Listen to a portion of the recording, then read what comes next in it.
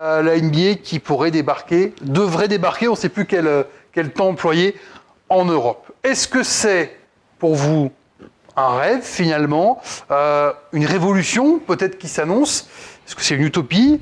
Est-ce que c'est peut-être même un piège? Voilà de quoi on va parler dans les prochaines minutes. Est-ce qu'il y en a un d'entre vous pour lequel c'est un rêve, déjà? Un rêve absolu? Non.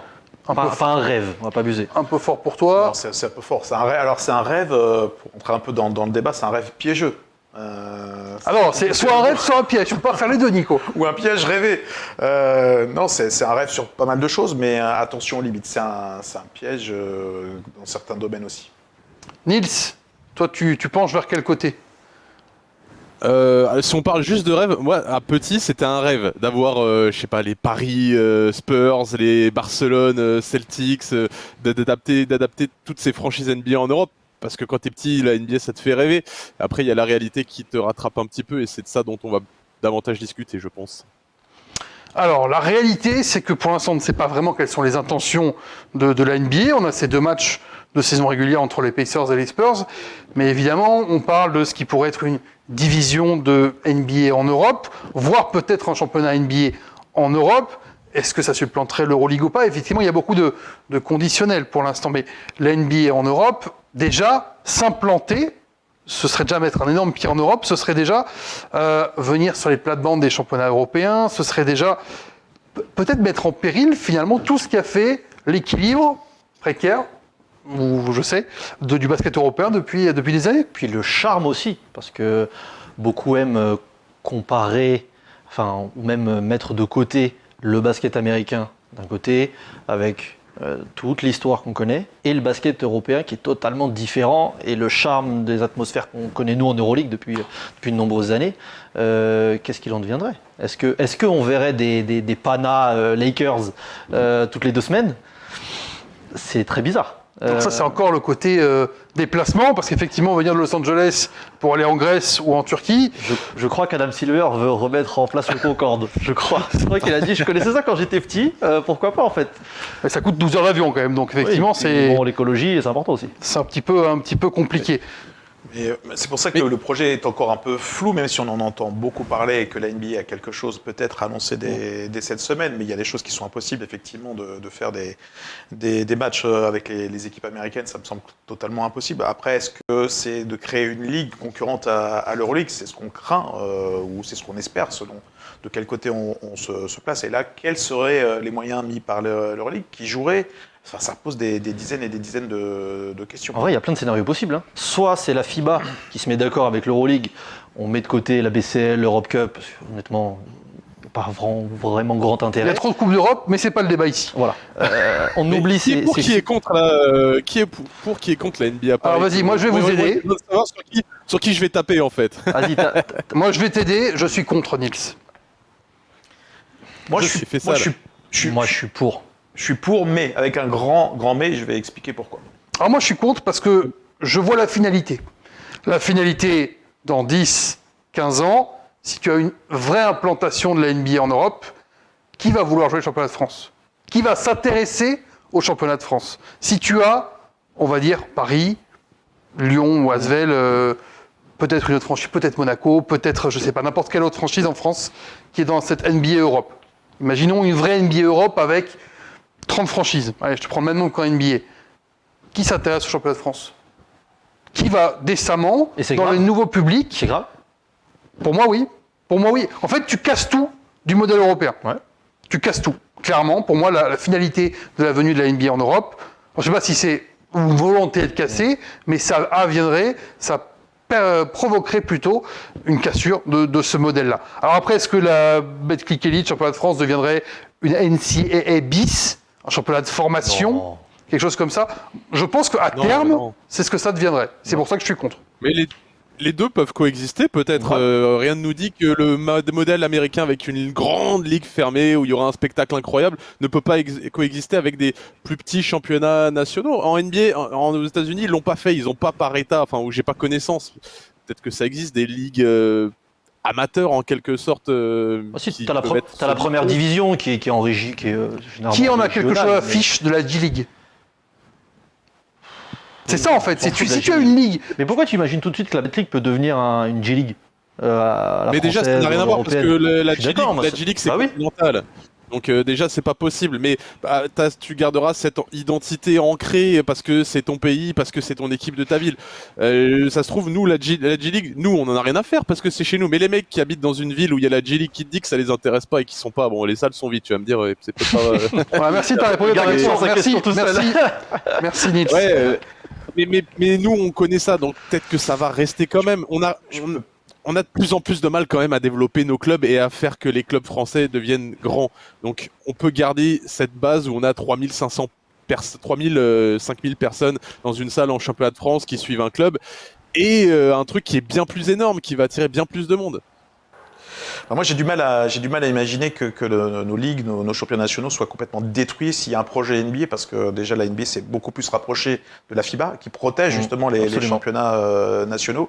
Elle s'est pas vraiment rapprochée de l'Euroleague, ou alors on n'est pas vraiment au courant. Comme je le disais, il y aura peut-être des annonces, mais tu peux pas tout fracasser ce qui est le système du basket en Europe, c'est-à-dire la formation, les clubs.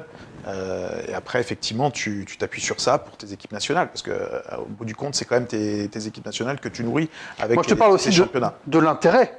Finalement, tu crées une NBA Europe, tu vas créer un produit, s'il suit les guidelines de la NBA, qui va être d'une surpuissance médiatique, qui va attirer tout le monde, globalement. Moi, ça me dérange pas qu'il y ait une ça, la ligue force. forte. C'est l'avenir, Ah oui. que ça soit l'Euroleague actuellement qui se renforce, ou si c'est la NBA qui mange l'Euroleague avec des bons côtés.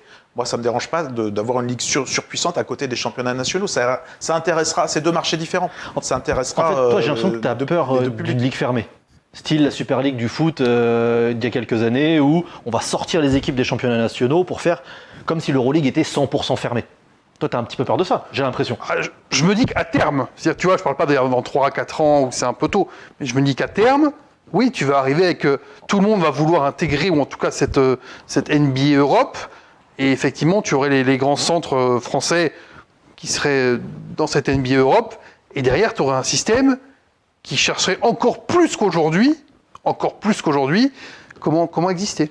T'as pas l'impression déjà que Monaco, Lasvel, Paris est au-dessus du lot en Betclic par rapport à tout le monde? Imagine, tu vires ces 3 équipes-là. C'est Mais- pas grave, du coup, t'as ton championnat de France quand même. C'est pas grave pour toi si on vire les 3. C'est Pour moi, clair. si on vire les 3, championnat de France, ça sert à rien, les 3 équipes françaises, elles sont plus là. Les 3 meilleures.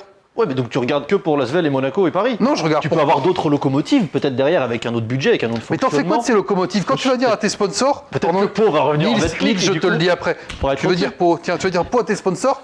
On va faire le championnat de France, c'est pour être 4e équipe française, et c'est tout. On fait rien derrière. Ce qui est déjà gênant avec l'Euroleague pour moi, hein, mais je l'ai déjà dit dans cette émission, de pas avoir la possibilité pour des équipes autres que voilà, ces grosses équipes-là, de se dire, tiens, un jour, je vais pouvoir l'intégrer. Même si encore aujourd'hui, une manière via l'Eurocup. En fait, tu développes, ton développement est fait pour arriver, dans tous les développements, à faire mieux, à faire plus haut, dans tous les domaines de la vie, à faire un peu mieux, à avancer. Ces clubs-là, tu vas leur dire, en fait, il y a la NBA Europe, et vous n'irez jamais, vous ne pourrez pas avancer dans votre construction. En fait, ça dépend si le projet de la NBA, par exemple, veut changer la formule sportive, veut mettre 24, 36 équipes, faire des conférences, etc., multiplier les matchs. C'est là où je mets un grand mais, Ah oui. parce que tu dénatures totalement ce qu'est le basket européen, c'est-à-dire peu de matchs, un calendrier plutôt resserré, même si ça a augmenté depuis plusieurs années, mais ça reste la dramaturgie, tu perds un match, tu perds 3 places au classement. C'est pas la NBA où si tu perds 4 matchs, tu bouges à peine. Donc tu perds cette essence même du basket européen. Donc la question, c'est de savoir un peu quel est le projet sportif. Parce que si tu augmentes les nombres de matchs, tu veux faire du business, etc. Pour moi, effectivement, là, tu vas tuer le championnat national. Ton avis repose, toi, sur le projet, finalement, que la NBA présente. Bien sûr, c'est le projet sportif qui va partir de tout. C'est-à-dire avec qui, comment, quel est le but? Est-ce que tu manges l'Euroleague? Est-ce que tu t'associes avec l'Euroleague? Est-ce que tu fais la guerre à l'Euroleague? Est-ce qu'il va y avoir un conflit encore dans les Coupes d'Europe parce qu'il y a d'un côté la FIBA, d'un côté l'Euroleague? Que va choisir la NBA? Donc ça part de là. Parce que là, pour l'instant, la NBA s'est beaucoup focalisée sur l'Europe de l'Ouest. La France, l'Angleterre, l'Allemagne, un peu l'Espagne, donc on va dire des gros marchés. Londres, Paris, Madrid, Berlin. Mais il y a les rumeurs aussi qui disent qu'ils peuvent aller chercher Israël, ils peuvent aller chercher les pays des Émirats. À tout moment, c'est juste une grosse ligue typée Euroleague qui vient soit en concurrence avec l'Euroleague qu'on connaît Ce actuellement. serait presque une NBA monde finalement. Ouais, peut-être presque. Une NBA, ouais. Ouais, il te manquerait l'Afrique, il te manquerait l'Amérique du Sud Il y a et la balle, l'Asie, mais l'Asie, il y a la tu vas y balle arriver. déjà. Ouais, t'as déjà la balle, En effectivement. Afrique. Peut-être qu'en Asie, de toute façon la NBA est déjà bien implantée en Asie avec des événements depuis plusieurs années. Il y a Obing d'ailleurs qui s'occupe de ça. Je pense honnêtement que si l'Euroleague et la NBA viennent à se mettre d'accord, ça peut être une dinguerie. Ça peut clairement c'est que être c'est pas le une cas. dinguerie. Pour l'instant, c'est pas le cas. Pour l'instant, c'est la FIBA. Moi, c'est là où je suis complètement contre, c'est que la NBA, ça fait des années qu'ils attendent de s'implanter en Europe. Et le gros point de blocage, c'est que ils savent que l'Euroleague, c'est le modèle à suivre, c'est avec qui il faut s'associer. Sauf que ils sont avec la FIBA en Afrique en ce moment, la NBA sur la BL.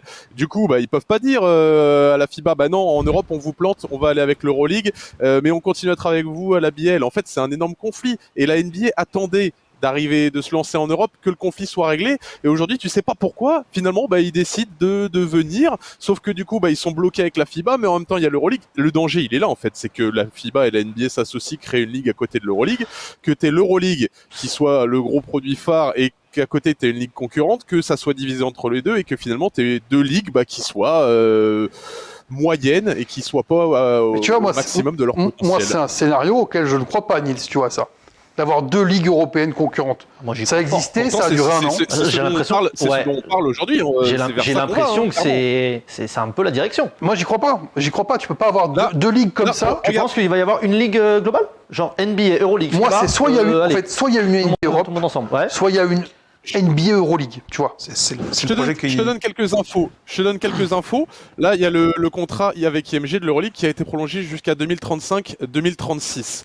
Les clubs ne peuvent pas sortir de ce contrat. Les 13 clubs qui sont actionnaires de l'entreprise Euroleague ne peuvent pas sortir de ce contrat, sauf si les 13 tous sont d'accord pour en sortir, ou s'il y en a un qui veut sortir tout seul, il doit payer ce qu'on appellerait une clause de sortie. Un buyout. Ouais. Voilà, une clause de sortie doit payer son buyout. Donc c'est-à-dire que tout le monde ne va pas se permettre de sortir de ce contrat. Donc il y en a peut-être qui vont sortir tout seuls. Donc tu as des équipes qui vont rester en Euroleague, d'autres qui seront en NBA. Ça va être s'il y a des projets avec la NBA et que la NBA dit attendez, nous on va signer des droits télé de malades.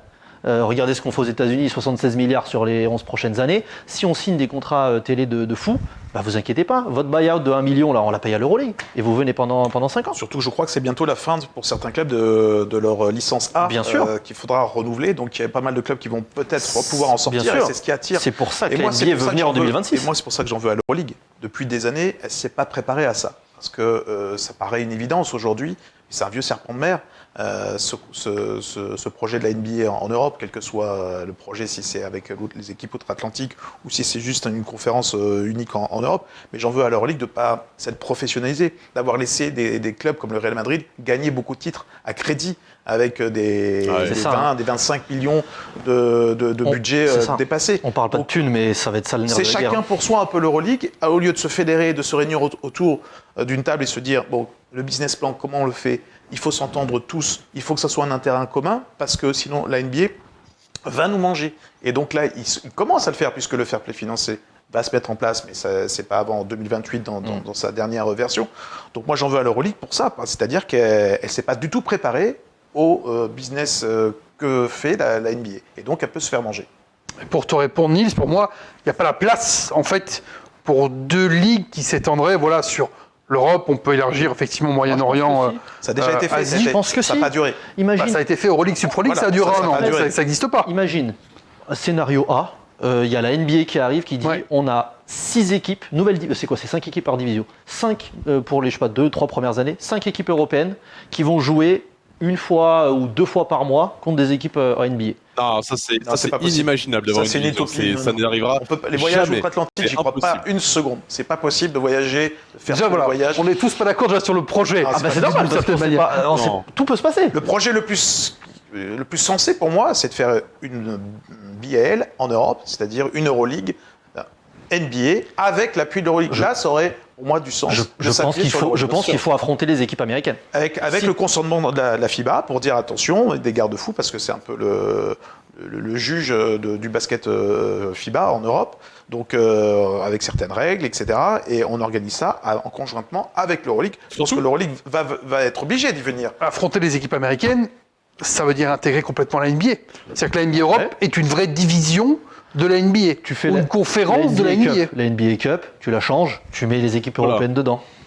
Mais dans ce cas-là, c'est une coupe et c'est l'histoire de 6 matchs. C'est pas une concurrence pour moi, ça. On va pas faire des back-to-back. Non, mais c'est 6 matchs. Ça veut dire qu'en fait, tu commences le 1er octobre, le 15 octobre, c'est fini. Et dans ce cas-là, parler de la NBA Europe, pour moi, c'est un non-sens parce que ce serait pas une NBA Europe, ça. Ça, c'est un artifice. Tu fais une ligue NBA Europe qui fait sa ligue, et pour avoir ce crossover avec les États-Unis, ta ligue européenne vient participer dans la NBA pendant Cup. 15 jours. Pendant 15-20 jours, tu fais un gros tournoi. Le seul moyen de faire un crossover entre les deux, mais sinon, ça sera une ligue en Europe, les allers-retours avec les États-Unis.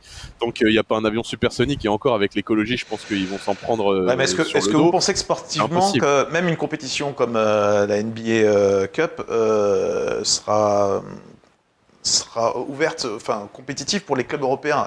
C'est le jour et la nuit. On l'a déjà dit ici. Une équipe NBA et une équipe Euroleague, ça n'a rien à voir en termes d'effectifs. Ça dépend combien la NBA met en place.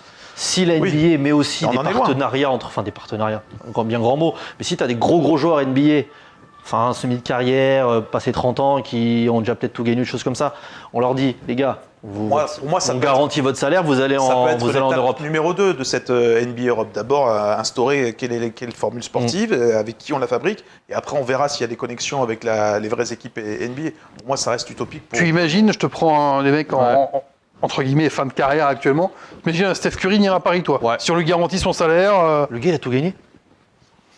Il a tout gagné. Steph, pendant la prochaine année ou les 2 prochaines années, c'est ta figure. Il faut quand même un ambassadeur pour cette NBA Europe. Les NBA ne vont pas arriver sans un ambassadeur. Peut-être qu'un ambassadeur, c'est un Steph Curry.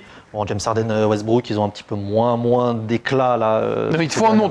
En plus d'une éventuelle implantation, il te faut absolument 1 ou 2 noms pour moi, il faut des qui viennent crédibiliser ça. Pour moi, s'il n'y a pas des joueurs NBA installés actuellement, jeunes, ça me paraît compliqué. Les Tatum, les Edwards, ça me paraît très compliqué.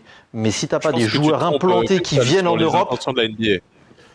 Tu penses pas? Tu penses pas qu'ils vont dire allez, je pense que il faut quand même les intentions de la NBA. Le but de la NBA, c'est pas de ramener la NBA en Europe, c'est d'avoir un nom NBA sur ce qui se fait déjà en Europe. Ça, bien sûr. C'est pas de ramener. Mais ça va être qui tes têtes d'affiche? Ça va être qui tes têtes d'affiche à vendre aux États-Unis si tu veux vendre les droits? Est-ce qu'ils vendent la NBA Europe aux États-Unis? C'est un peu le problème de ce débat. On n'en sait rien. Peut-être qu'on saura jeudi. Parce qu'aujourd'hui, en fait, c'est pas la NBA Europe qui se vend aux États-Unis, c'est la NBA qui vient prendre des parts de marché en Europe avec son nom déjà établi et cette marque. Mais je ne serais pas surpris de les voir amener des petits joueurs. Il ne peut pas y avoir de projet avec la NBA sans qu'il y ait du business. Donc forcément, il y aura de l'argent. C'est les droits télé. Une rentrée d'argent, mais eux, en retour, ils veulent aussi édicter leurs règles. C'est-à-dire que tu parlais de Londres, qui n'est pas du tout pour moi un marché porteur sur le basket européen, mais c'est peut-être un marché économique important. Mais il faut créer une culture, il faut créer. Mais si tu arrives avec le tampon NBA à Londres, c'est ça l'investissement. Si tu arrives avec le tampon NBA, tu crées une franchise, tu forcément vas attirer des gros joueurs européens. Oui, européen dans un premier temps. Bah oui, mais c'est pour ça que je suis contre Nils. Tu vois, moi je vois je vois tous les trucs en noir. Un club qu'on prend souvent en mauvais exemple cette année, c'est Baskonia. Pour moi, Baskonia, s'il a une NBA Europe, ils n'en ont rien à faire de Baskonia à la NBA. C'est-à-dire que, ils ont une super salle, mais le marché Berlin, Berlin, nous on veut, Madrid, Londres, Paris, évidemment. Amsterdam. Si tu vas pas vendre tes marques, venez à Vitoria. Ce serait une erreur, de se concentrer juste sur l'Europe de l'Ouest, parce que ça, il cite Berlin, Madrid, Paris, Londres. Du coup, tu fais quoi de là où tu as toute l'essence du basket, la Serbie, la Grèce? C'est là c'est pas business. Pour moi, si la NBA vient en Europe, Nils, la NBA n'en aura rien à fiche du Žalgiris, par exemple. Je pense. C'est là où on sera perdant dans le basket européen. Et c'est ce que je te dis, moi. C'est ce que je te dis depuis le début. C'est notre part européenne, c'est notre romantisme à nous qui parle. Et c'est vrai que moi, avoir. En termes de business, la Lituanie, c'est quoi pour les NBA? C'est rien. Ouais, mais ça fait partie de ton image. C'est comme aux États-Unis, t'as pas Utah, c'est pas un gros business, ça existe. C'est une équipe qui a. Je te prends Žalgiris qui en plus remplit sa salle. Non, mais bien sûr. Tous les matchs de Euroleague. Bien sûr. Je sais pas trop en Ligue lituanienne. C'est là où on se mord la queue en se disant si les Žalgiris ou même les équipes de Belgrade ou Athènes sont en Euroleague, peut-être que les discussions vont faire qu'il va y avoir un mélange entre quelques matchs NBA et quelques matchs Euroleague aussi. On peut imaginer des fusions entre les deux pour que tout le monde soit un peu gagnant. Mais si la NBA. L'Euroleague et la FIBA ne se seront pas réconciliés. Ah, aussi, ça c'est sûr.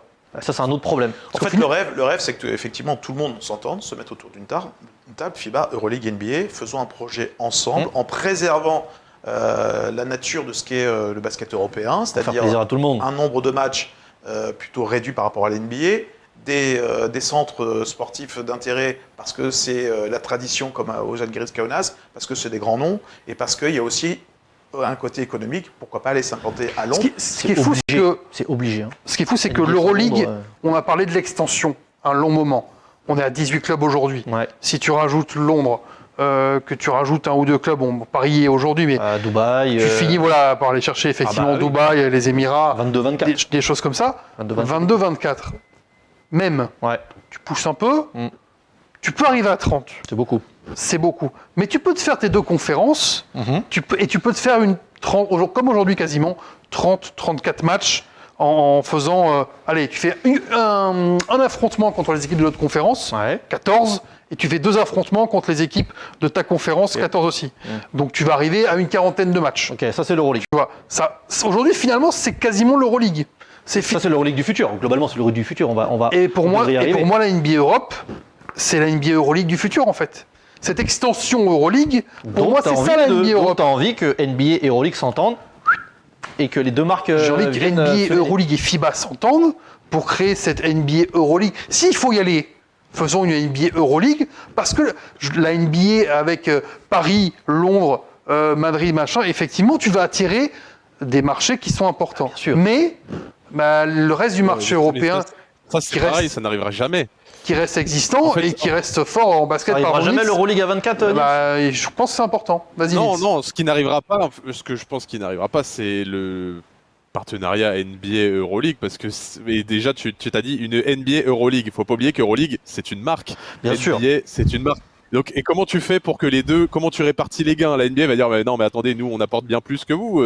Ça va être impossible en Moi, je termes suis de l'Euroleague, business, je suis obligé à ce que les deux L'Euroleague sont serait. ensemble. Je pense que l'Euroleague serait bête de ne pas au moins tenter des discussions et d'essayer de voir comment ils peuvent s'entendre avec la NBA. Qui est en position de Affronter force la- sur les marques de toute façon? Mais c'est la Nils. NBA tous Voilà, les jours. il n'y a pas de question. La NBA, ils peuvent tout défoncer. Donc si l'Euroleague n'a pas déjà entamé, je serais très surpris que là, en janvier 2025, ils n'aient pas entamé de discussion. S'ils n'entament pas de discussion et s'il n'y a pas au moins une tentative de trouver un accord, pour moi, l'Euroleague peut mourir. C'est obligé de A passer priori, il par- n'y en a pas. A priori, il n'y en a pas. Hein. Ouais, mais pour La- l'instant, la Tu seras NBA obligé, Nice, parce que tu vois bien Ils sont que, trop par cons. exemple, il y a quelques clubs qui ont a priori été approchés par l'Euroleague, des clubs comme Paris.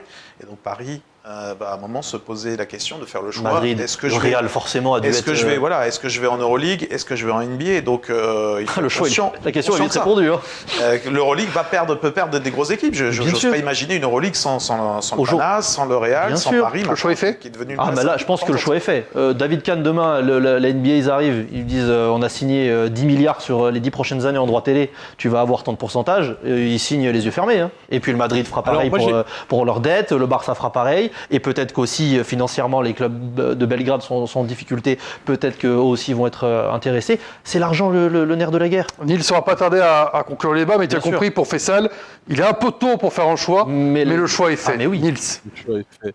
Le choix est fait, ce sera la NBA non, qui gagnera au mais final. bon, moi, si ça se divise, imaginons, je sais pas, les clubs où t'as l'ambiance parce que les marchés grecs, serbes, turcs intéressent pas la NBA. T'as une Euroleague avec les clubs grecs, serbes, turcs, avec le Maccabi, et puis d'un autre côté, t'as un truc NBA avec Paris, Londres, le Barça, Madrid, où t'as moins d'ambiance. Ouais. Vous regardez quoi? Ça dépend des joueurs. Non. Bah, déjà, ça serait Déjà, on peut regarder les deux. hyper Moi, je suis décevant. curieux de savoir les. À long terme, tu vas regarder. À long terme, tu vas regarder l'Euroleague. À long terme, tu vas regarder l'Euroleague. L'ambiance. Oui, parce que la NBA. oui, parce que tu vas te lasser, d'une certaine manière du divertissement. Combien il y a de débats dans les médias basket en général? La saison régulière de NBA est trop longue, on s'ennuie. Ah, il faut apprendre après les All-Stars, machin. Tu vois, ça fait partie des choses aussi. Tu auras le produit à consommer sur site, je pense. Imaginons à Paris, qui sera toujours un produit extraordinaire, parce que quand tu vas voir un match NBA, c'est quand même Disneyland pour nous en termes de spectacle. Mais en termes de peut-être de basket pur et en termes Qui ira de là où il y aura le meilleur basket. On est des fans de basket. je suis pas on sûr. ira là où il y aura le meilleur basket. On est des puristes. On est des puristes. Oui, oui, on est- C'est vrai que la NBA attirera beaucoup plus de monde dans les gros marchés que son Paris et tout. Si tu C'est réfléchis une, comme ça, c'est une question de business. Nous, là, on parle de basket. Enfin, encore, on a très peu parlé de basket Ouais. dans ce débat. Mais je pense que là où il y aura le basket le plus intéressant, on regardera. On va parler de basket dans Par contre, la les Ligue fermée, c'est- débats suivants. Nils, vas-y. conclu. La ligue fermée, c'est de la merde. Voilà, on conclut ce débat. Non, c'est l'avenir. C'est l'avenir. Ah, c'est l'avenir, j'ai compris, c'est l'avenir. Ce que tu avais dit, où Fred disait non, mais une ligue fermée, c'est pas possible. Moi, je pense que c'est le moment de dissocier les gros marchés des petits. Tous les gros marchés, ils seront ensemble. Et puis le championnat de France, pour moi, regagnera. Je pense qu'on pourra avoir un autre débat là-dessus, mais le championnat de France regagnera de l'intérêt si tu sors Paris, Lasvel et Monaco du championnat de France, parce que tu as beaucoup d'équipes qui vont de nouveau. Et que tu crées de nouvelles équipes avec les autres marchés potentiels qu'il y a, comme Marseille, qui n'est pas du tout exploité en France, ou comme Lille. Je crois que si Marseille, pour l'instant, ça n'a jamais marché, c'est que ça n'intéresse pas localement non plus. Hein, donc, mais peut-être que petit à petit aussi, localement, tu as une nouvelle génération qui arrive, qui elle aussi voit que la NBA c'est intéressant, que le basket c'est intéressant. Voilà. Ce sera un autre débat. Dites-nous en commentaire si vous voulez voir Marseille en NBA Europe prochainement. Oh, j'adore l'idée. Putain. Le rêve de Marseille de Faisal en NBA Europe. Gros panier. Ah, magnifique. Basket News, dans une vidéo, avait proposé plusieurs idées out of the box, des manières de penser différentes. Et parmi elles, il y avait et si la NBA ne prenait rien de ce qui existe déjà en Europe et allait chercher les clubs de foot et disait créer une équipe de basket et on fait une ligue avec les clubs de foot puissants en Europe, avec le Real, avec le Real ils en ont déjà, mais ouais, avec le t'as le PSG, Real, t'as le avec Barça, t'as le Bayern, t'as l'Étoile Rouge, t'as déjà pas mal de clubs déjà, mais en vrai c'est une bonne idée. Et tu vas aller chercher Marseille, tu vas aller chercher je sais pas, Arsenal, Tottenham, West Bromwich Albion. West Bromwich Albion, bien sûr. Exactement, bien sûr. Stoke City, on va aller chercher n'importe quoi. Franchement, tout est possible avec la NBA. Donc on verra. Il est temps de mettre fin à ce débat. Absolument. Je sens que sinon on va partir dans tous les sens comme d'habitude.